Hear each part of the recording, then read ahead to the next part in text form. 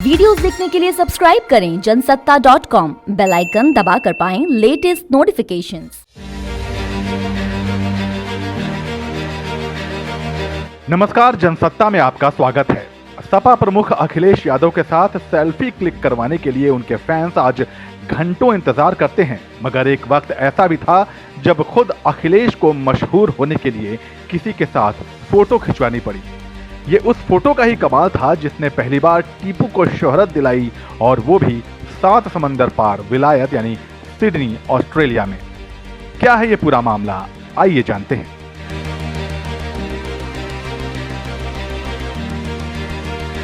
दरअसल मैसूर से अपनी पढ़ाई पूरी करने के बाद उच्च शिक्षा के लिए अखिलेश यादव ऑस्ट्रेलिया के सिडनी शहर चले गए।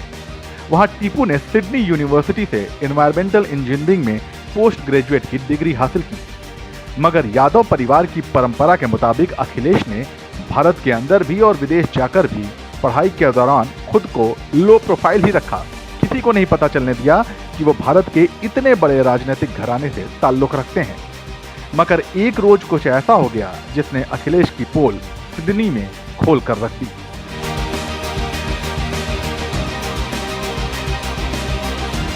एक मीडिया इंटरव्यू के दौरान अखिलेश ने सिडनी से जुड़ा एक रोचक किस्सा बताया। अखिलेश ने बताया कि सिडनी में एक फैमिली के साथ मैं पेइंग गेस्ट के रूप में रहता था। पति ऑस्ट्रेलियन थे, पत्नी फिजियन। स्वाभाविक है कि वो जानते थे कि अमिताभ बच्चन हमारी फिल्म इंडस्ट्री की कितनी बड़ी शख्सियत हैं। जब अमिताभ बच्चन सिडनी आए थे तो मैं उनसे मिलने गया था। वहाँ के एक अखबार ने मेरी एक तस्वीर छाप दी जिसमें अमर सिंह अंकल, अमिताभ बच्चन अंकल और मैं था। उस दिन से सब जान गए कि मैं कितने बड़े लोगों को जानता हूं।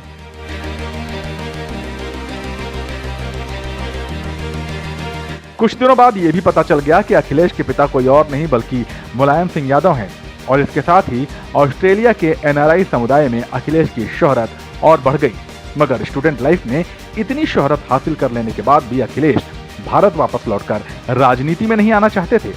वो तो मैकडॉनल्ड की तर्ज पर पूरे देश में लिट्टी चोखा फूड चेन शुरू करने के फिराक में थे। मगर फिर कुछ ऐसा हुआ जिसने उन्हें राजनीति में खींच लिया। क्या थी वो घटना, आइए जानते हैं।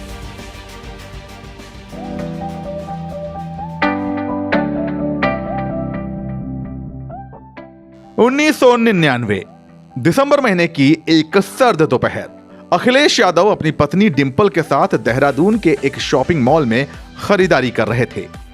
चंद दिन पहले ही यानी कि 24 नवंबर 1999 को दोनों की शादी हुई थी और न्यूली वेड कपल देहरादून में छुट्टियां मना रहा था।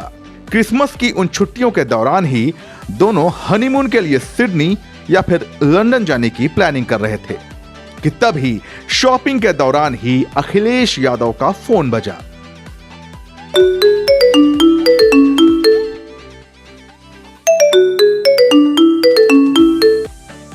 अखिलेश ने मोबाइल स्क्रीन की तरफ देखा। कॉल उनके पिता मुलायम सिंह यादव का था। हाय हेलो के बाद उधर से नेताजी की आवाज आई, तुम्हें चुनाव लड़ना है। अखिलेश कुछ समझ पाते इससे पहले ही नेताजी ने फोन काट दिया। नेताजी नहीं चाहते थे राजनीति में आए टीपू।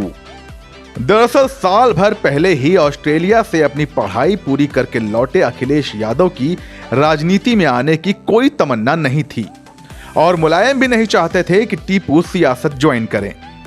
अखिलेश यादव की जीवनी विंड्स ऑफ चेंज में वरिष्ठ पत्रकार सुनीता एरोन लिखती हैं, तब समाजवादी पार्टी के महासचिव रहे अमर सिंह ने उन्हें बताया था कि अखिलेश के सियासी भविष्य को लेकर जब मुलायम से चर्चा होती तो वो कहते थे उसे राजनीति से दूर ही रहने दो, अच्छा होगा कि वो कोई और नौकरी तलाश ले।